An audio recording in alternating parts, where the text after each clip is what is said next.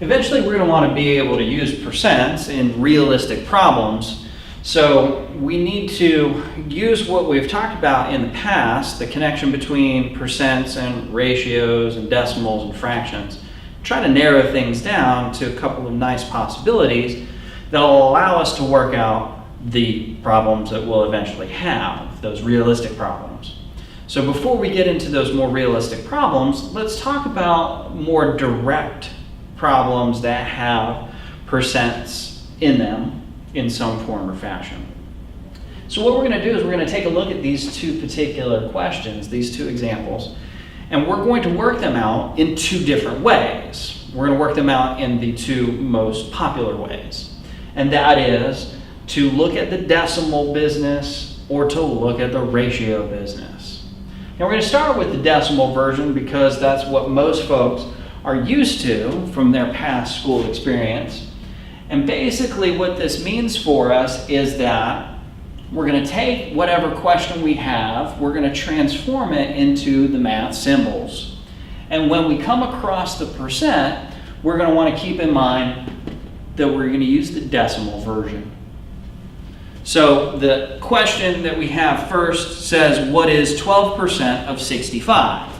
So we want to go through and translate this either word for word, phrase for phrase into math symbols.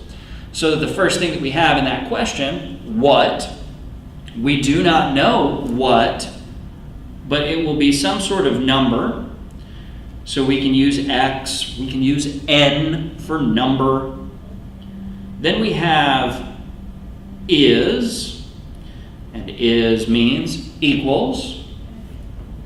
Then we have our percent that appears. 12%, we need to transform that into a decimal, and that would be 0.12. Then we have something that not always, but very often shows up and means multiply. The word of, not always, but often, means multiply. So multiply. And then we have the number 65, which is already in symbol form. So by transforming this from words into symbols, basically what we've got to work out is a multiplication problem, 0.12 times 65. So if you work that out, you're going to get an answer of 7.8. So this one turns out to work rather nicely from this decimal perspective. If we take a look at another example, we can see how things work out. But this time, 16 is what percent of 40? So again, just translating word for word, phrase for phrase, we've got the 16.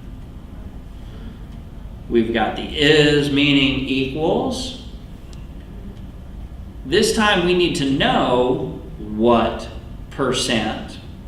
So let's use a lowercase p for percent, reminding us that we're going to need a final answer that's a percent. And when that answer shows up at first, it's probably going to be something decimal related, and we'll need to transform that decimal literally into a percent answer. So we want to remember that that's the sort of thing that's going on. We've got the word of showing up again, and that's referring to multiplication. And then we've got that 40 already in symbol form. In this particular case, we don't have a calculation that we can automatically work out and get an answer. We need to do some tinkering with this in order to get what we want. And what we want is the p by itself. We do not want the times 40 attached to it.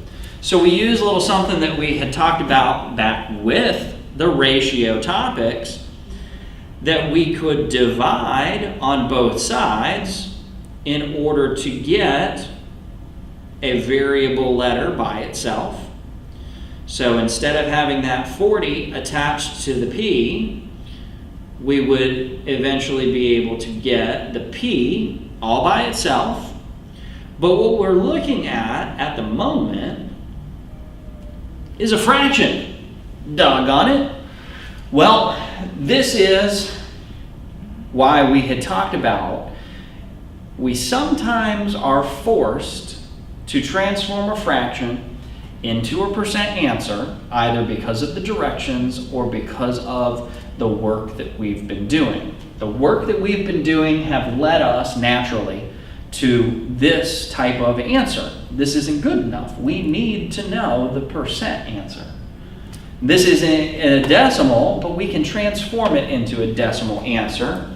So if we go through the work of transforming this into a decimal answer, we would get 0.4.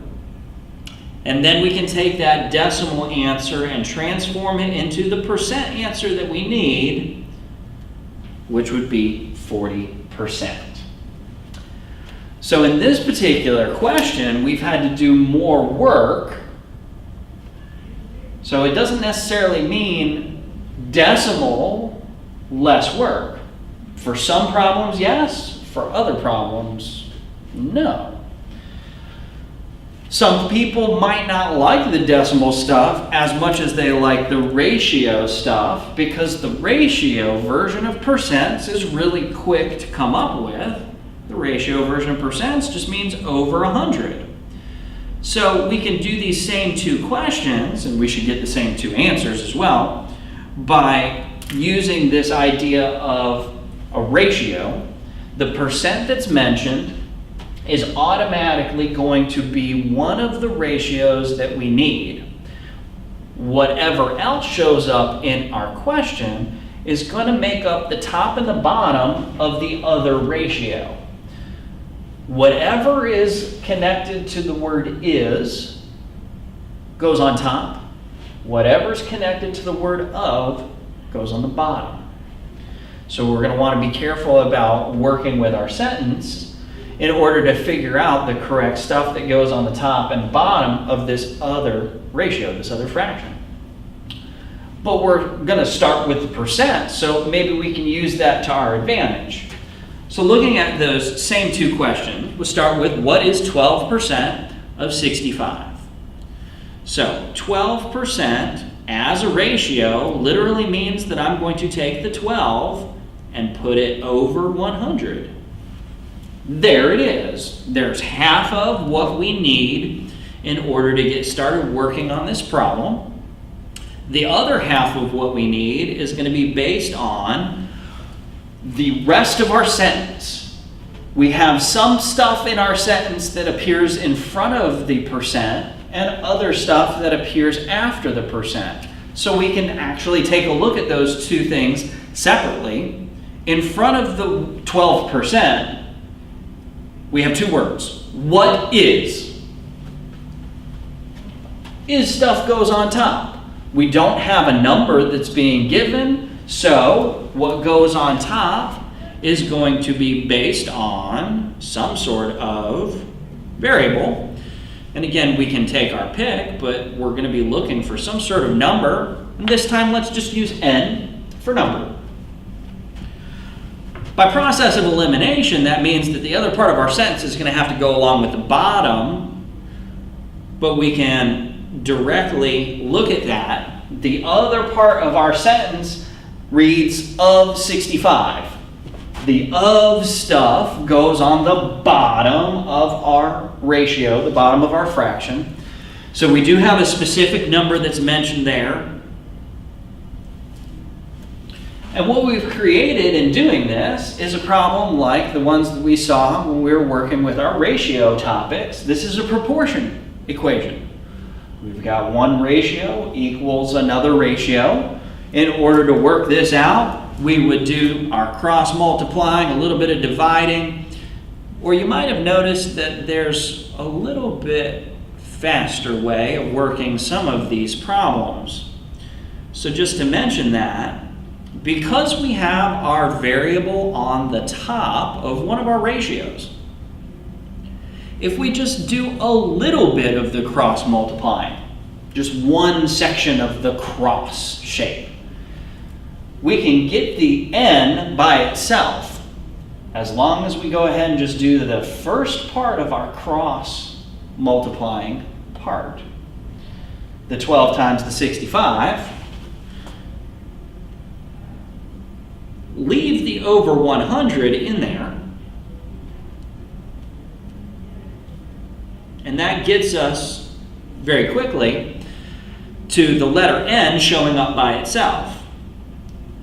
Now, at first, what we're getting here is a fraction 780 over 100. We could reduce that to give us a fraction answer that would be 39 over 5. Or we could have also, since we know the decimal version from the previous example there at the top of the screen, we could also have said, hey, this is nice, and I can convert that rather quickly into a decimal answer. Depends on our instructions. If we have specific instructions, we might need the fraction 39 over 5. We might need the decimal answer 7.8. But one way or the other, we are actually coming up with the same answer. Now again, some folks don't necessarily like this, but one of the advantages is that the problems that we're working out are all going to be worked out in a very similar fashion. So that's something that is attractive to some folks. We start with the percent.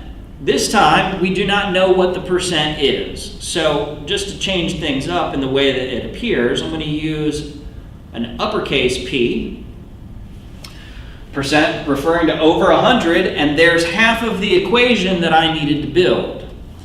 The other half of my equation is going to need a number on the top and a number on the bottom of this other ratio, this other fraction. Is stuff on top of stuff on the bottom. And again, this is nice because my percent business showed up in the middle and broke my sentence up into two separated sections. Out in front, 16 is, which means that is stuff, 16, goes on the top. And you can say either by process of elimination or literally because it's where it's supposed to go, of 40 means that the 40 goes on the bottom. This is another situation where we can very quickly do part of the cross multiplying in order to get the P all by itself.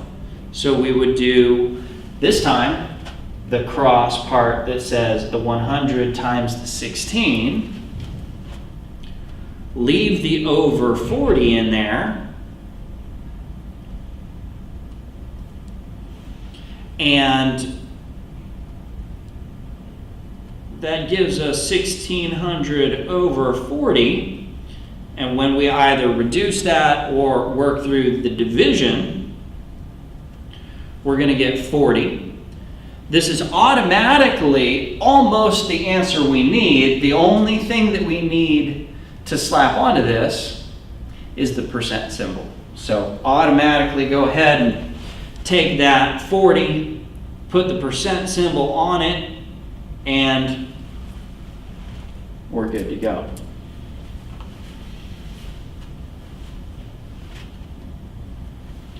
You have a choice. You can work all of your problems with the decimal style that you see up here at the top of the screen. You can work all of your problems with the ratio style that you see in these two most recent examples. You can mix and match. It's entirely up to you, whatever you feel most comfortable doing. But again, some folks find that the decimal version is attractive because several kinds of problems work out quickly, and a few others that are longer. Folks that like the ratio version like the fact that the ratio is quick to set up. They also like that the problems are worked out in a very similar fashion, and you see that this is the sort of thing that we had with ratios and proportions before, so we can rely more heavily on our past experience and our comfort level with that. So pros and cons, do whatever you're most comfortable doing as far as working through these kinds of basic percent questions.